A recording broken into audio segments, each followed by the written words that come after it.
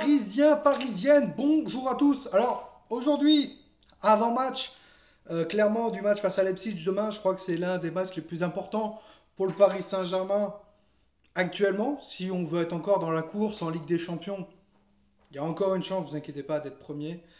Si on se loupe ce soir, ça va être très compliqué. Enfin, demain, pardon. Ça va être très compliqué d'être premier de notre classement. Voilà, ce qu'il nous faudrait, alors quand on va parler du classement, c'est que on gagne face à Leipzig et que Istanbul Başakşehir gagne face à Manchester United. Comme ça, on sera tous à 6 points. Ça sera pas mal. Il y aura encore une chance d'être premier. Voilà. Donc, Paris Saint-Germain, Leipzig, avant-match. J'ai vu la conférence de presse de Thomas Tuchel. Je vous dis clairement, Thomas, il est pas inquiet du tout. Le type, il nous vient de nous dire que ouais, bon, bah, demain, il y aura peut-être 4 joueurs offensifs. Ouais, attendez-vous qu'on joue en 4-2-4. Voilà. On lui a parlé, est-ce que vous avez des garanties sur le match, possible que vous soyez dehors ou possible que vous soyez prolongé après le match.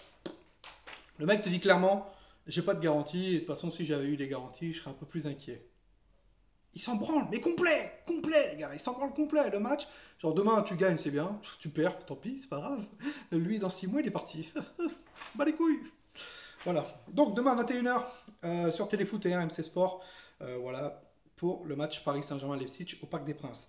C'est le quatrième journée de la Ligue des Champions du groupe H. Donc au classement général, Manchester United est premier avec 6 points, deuxième Leipzig avec 6 points, troisième Paris Saint-Germain avec 3 points. Pour l'instant, c'est l'Europa League, les gars. Represent. Voilà. L'Europa League. Et quatrième, Istanbul avec 3 points. Au niveau des absents pour le Paris Saint-Germain, alors pour l'instant, Mauro Icardi est toujours pas là. Voilà, Mauro, il a fait 2 matchs. Il est absent. Il fait comme Marco. Hein. Il fait 2 matchs, il est absent 6 ou 8 matchs. Voilà. Je crois qu'il a un problème au niveau de la jambe, je sais pas quoi. Drexler, c'est pareil. Et Idriss Gueye, pareil. J'ai mis entre parenthèses Verratti et Ander Herrera parce qu'il devait être à l'entraînement pardon, durant l'entraînement durant aujourd'hui, voilà, pour voir comment il peut être. Donc possible qu'il soit dans le groupe demain. Voilà. Donc, Thomas Tuchel nous l'a clairement dit que demain, il y a possibilité d'avoir 4 joueurs offensifs, donc il y a possibilité qu'on soit en 4-2-4. Donc ne soyez pas surpris si demain on joue en 4-2-4. Donc la composition probable, voilà, donc Navas au goal, il a dit clairement aussi que Marquinhos, il faudrait qu'il joue en défense centrale. Hein, il se chie, dis donc, hein, parce que l'année dernière, enfin il y a quelques mois, il te balançait comme quoi Marquinhos, il a joué toute l'année dernière au milieu de terrain, et là il te dit, bon, peut-être Marquinhos, demain, peut-être faire jouer en défense. Hein. Bah oui, bah oui, parce que pour l'instant, en défense centrale, Diallo, c'est pas bon, Danilo Pereira, c'est pas top. Remets-moi Marquinhos et Kipembe en défense, et on n'en parle plus, voilà. Donc attendez-vous demain à avoir cette charnière défensive. Marquinhos, Kipembe, voilà. Ou pour moi, Kipembe est 2 fois meilleur actuellement que Marquinhos et c'est lui le vrai patron de la défense. Malheureusement, j'aimerais que ce soit Baker à gauche, mais manque d'expérience et vous inquiétez pas que Thomas Tuchel va favoriser Ledvin Kurzawa. Florenzi à droite et donc au milieu de terrain, je partirais plus sur un Danilo Pereira un peu plus défensif et un Paredes un peu plus offensif. Voilà. Et donc bah, nos 4 attaquants, donc Neymar à gauche, Mbappé en buteur, Di Maria à droite et Keane en buteur. Donc voilà, une attaque comme un 4-4-2 ou un 4-2-4. Bon bref, vous voyez, vous faites comme vous voulez.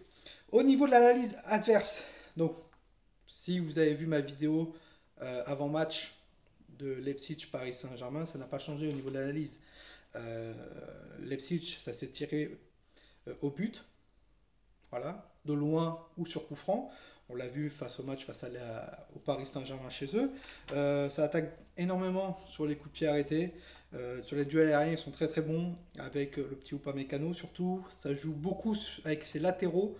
Ça joue énormément sur l'axe et sont très forts en contre-attaque. Quand ils ont la balle, ça protège. Ah, vous inquiétez pas, on l'a vu. Ça a gagné 2-1. Ils ont joué tous derrière et les gars, on joue la possession. Voilà, et on protège notre avance au tableau d'affichage. C'est ce qu'on a vu, hein, clairement. Quand ils ont marqué le deuxième but, bon, on les a plus trop vus devant, ils sont un peu plus derrière. C'est normal, c'est normal. Le Paris Saint-Germain aurait fait pareil. Voilà. Au niveau des absents, à Leipzig, donc Klostermann n'est pas là, Leimer non plus, Alstenberg pareil, Mukiele n'est pas là non plus, et Hicham non plus. Voilà. Et donc Nagelsmann, l'entraîneur de Leipzig, lui va favoriser plus un 5-3-2, pardon. Donc lui il va mettre le mur. Ne vous inquiétez pas que lui il va mettre le mur pour essayer d'en prendre le moins possible et essayer de faire un résultat quand même euh, au Parc des Princes. Euh, un match nul pour lui, ça ira bien, ou peut-être gagner. Voilà. Mais il veut pas perdre. Donc vous inquiétez pas qu'il va mettre le béton. Donc Gulacsi au goal, Adams sur le côté droit, avec Konaté, Upamecano et Orban sur la charnière défensive, Angelino à gauche, Campbell et Sabitzer au milieu, Campbell qui est très bon même, et Nkunku qui avait fait un super match au match aller, Olmo en tant que 10 et Forsberg. Voilà. C'est même pas les vrais attaquants, hein, parce que pour moi Nkunku est plus un ailier gauche ou un milieu gauche, Olmo était plus un milieu offensif et Forsberg un milieu offensif. Donc le type il s'en branle complet de l'attaque, lui il veut faire un résultat, soit en prendre le moins possible pour mettre un mur, soit jouer complètement avec des joueurs très rapides comme Olmo et Forsberg et Nkunku pour jouer en contre-attaque. Voilà. Donc mon pronostic pour ce match, hein, je veux une victoire parisienne, même si je l'ai dit pendant plusieurs fois que ça ferait du bien, hein, que Paris perde ce match. Mais si Paris perd ce match, il y a encore possibilité d'être qualifié. Voilà, c'est la possibilité d'être encore premier. D'être deuxième, pardon, si on perd. Si on gagne, il y a possibilité d'être encore premier, bien sûr. Et je veux être premier pour éviter de choper un gros en huitième de finale. Donc voilà, donc j'ai dit clairement que ça ferait du bien au Paris Saint-Germain, à l'équipe, à Thomas Tuchel de perdre, mais le type s'en prend le complet. Et il se dit si on perd, c'est pas grave. De toute façon, moi je reste jusqu'à la fin parce que la direction n'est pas décidée à me virer. Voilà. Donc il s'en fout, il s'en fout. S'il perd, il gagne, il s'en branle. Et il te dit oui, c'est comme une finale, mais il s'en prend le complet. S'il gagne, tant mieux. S'il gagne pas, pas grave. Il s'en fout, nous, hein, vous inquiétez pas. Hein. Les joueurs, ils s'en foutent, nous. Hein. Les joueurs, ils s'en foutent des vrais supporters qui bandent hein, pour ce maillot-là, qui bandent pour cet écusson, pour le club, quoi. Ils sont juste de passage, ils s'en branlent de nous. Voilà. C'est ça qu'il faut que vous compreniez, les gars.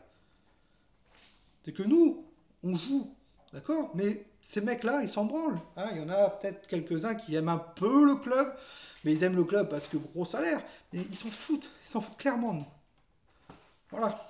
Donc vous, dites-moi en commentaire ce que vous en pensez de cet avant-match. Dites-moi votre composition en commentaire, votre pronostic bien sûr. Et on se retrouve demain pour le débriefing du match Paris Saint-Germain-Leipzig. Sur ce, passez une très bonne fin de soirée à tous. C'était toi nous.